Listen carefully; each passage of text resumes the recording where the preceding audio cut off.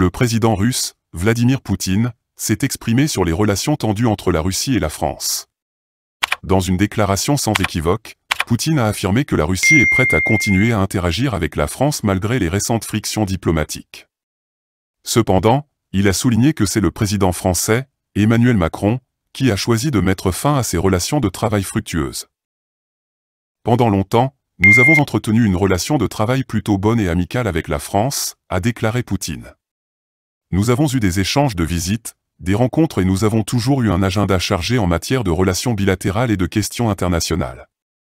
Nous sommes prêts à continuer à interagir avec la France, mais à un moment donné, le président français a décidé d'arrêter de travailler avec nous. Le président russe a exprimé son étonnement face à cette décision, rappelant que lui-même et Emmanuel Macron avaient effectué des visites officielles dans les deux pays, témoignant ainsi de l'importance accordée à ces relations bilatérales.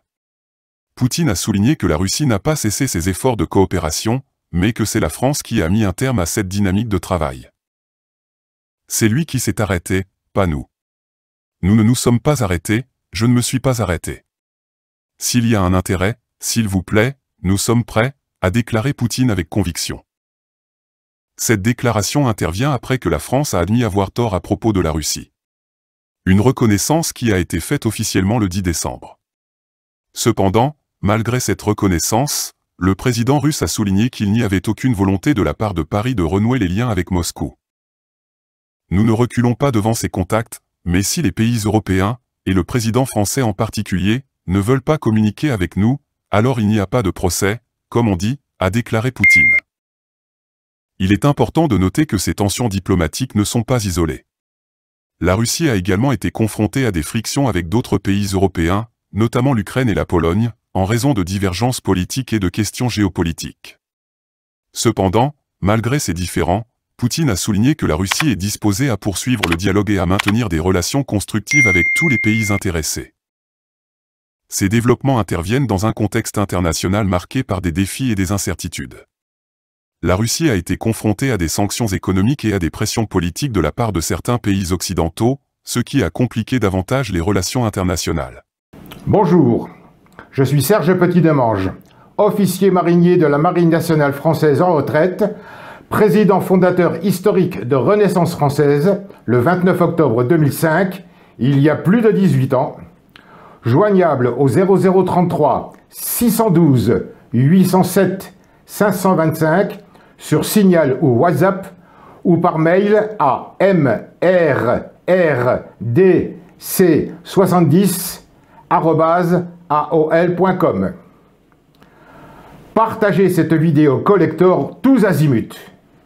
Il faut que vous sachiez que le 6 octobre 2021, des députés européens avaient demandé l'annulation de l'arrêt du tribunal de l'Union européenne qui venait de rejeter le recours de la mesure verbale, je dis bien verbale, de son président, écoutez bien, qui a interdit aux députés d'arborer leur drapeau national sur le pupitre.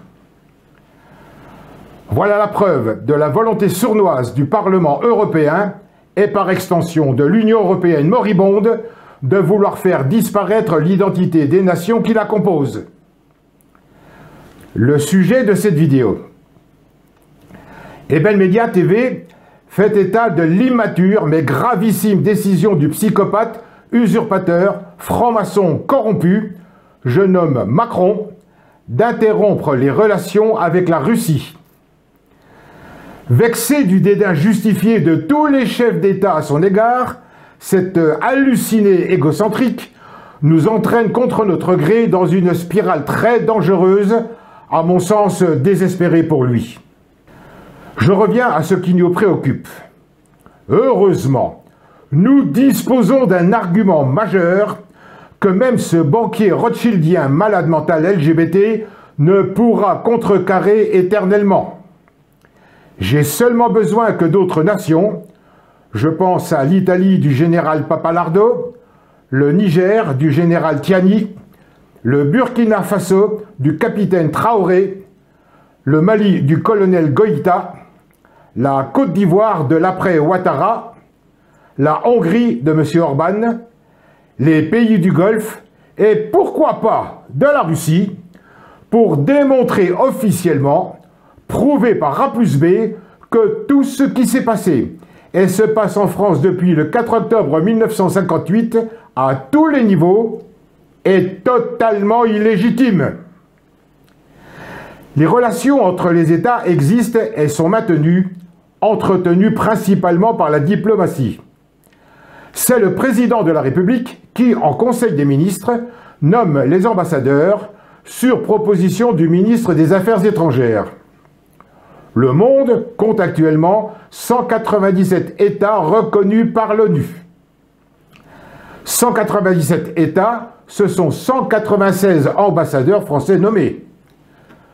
Comme dorénavant depuis plusieurs années maintenant, je suis en mesure de prouver que tous les États comptant un ambassadeur français n'ont en réalité aucun représentant français conforme, légal, légitime. Je précise pour celles et ceux qui l'ignorent encore. La raison en est que le colonel 2 étoiles de Gaulle a, par 2 fois, violé la séparation des pouvoirs, déclenchant l'article 16 de la Déclaration des droits de l'homme de 1789. Une première fois, le 28 septembre 1958, quand il a proposé sa constitution aux Français, voir l'article 65, hallucinant, surtout quand on lit les articles 64 et 65 à la suite. Une seconde fois, le 22 décembre 1958, quand, ne disposant d'aucun pouvoir, il a autoritairement, caractériellement, fractionné l'autorité judiciaire en 2. En conséquence, en l'absence de constitution mort-née le 4 octobre 1958, les 12 élections présidentielles successives sont nulles et non avenues. Aucun président ne fut et n'est légitime. De Gaulle, Pompidou, Giscard d'Estaing, Mitterrand, Chirac, Sarkozy, Hollande et Macron sont tous des usurpateurs. En conséquence, la France ne peut être partie intégrante de l'Union européenne. En toute logique, tous les ambassadeurs français nommés par un usurpateur à la tête d'un pays sans constitution sont illégitimes. L'intérêt des 196 chefs d'État est qu'ils prennent conscience que l'oligarchie française leur a menti, les a bernés en leur proposant, en pleine connaissance de cause, d'accréditer des plénipotentiaires qui n'étaient en fait que des automates irréguliers. L'intérêt des 196 chefs d'État est qu'ils exigent des comptes au pouvoir exécutif français. Il est vital, pour la régénération d'un avenir commun, que les chefs d'État du monde entier prennent conscience que la France n'est pas une démocratie constitutionnelle, mais une dictature aux mains de criminels sionistes pro-nazis qui ont commis un coup d'État silencieux destructeur. Contrairement à la plutocratie scélérate au pouvoir, le peuple de France compte beaucoup d'amis de par le monde, et particulièrement sur le continent africain et en Orient. Mon peuple a besoin, la France a urgemment besoin de l'aide de ses amis. Tous les politiciens, volontairement aveugles quant à la reconnaissance de l'absence de constitution, qui ont concouru au déclin de la nation, à sa paupérisation, à son déshonneur, qui lui ont fait perdre un temps précieux, seront poursuivis par la nouvelle justice mise en place par le 4e pouvoir souverain de Renaissance française. La France a encore beaucoup à apporter au nouveau paradigme qui se dessine de plus en plus nettement avec les BRICS, encore beaucoup à transmettre à l'humanité. L'année 2024 est une année charnière dans l'existence socio-politico-spirituelle de la France qui saura s'en souvenir. Joyeux Noël à toutes les âmes de bonne volonté. Mes vœux engagés vous accompagnent et vous accompagneront tout au long de la nouvelle année. Que les ennemis de la liberté et de l'amour de son prochain trépassent.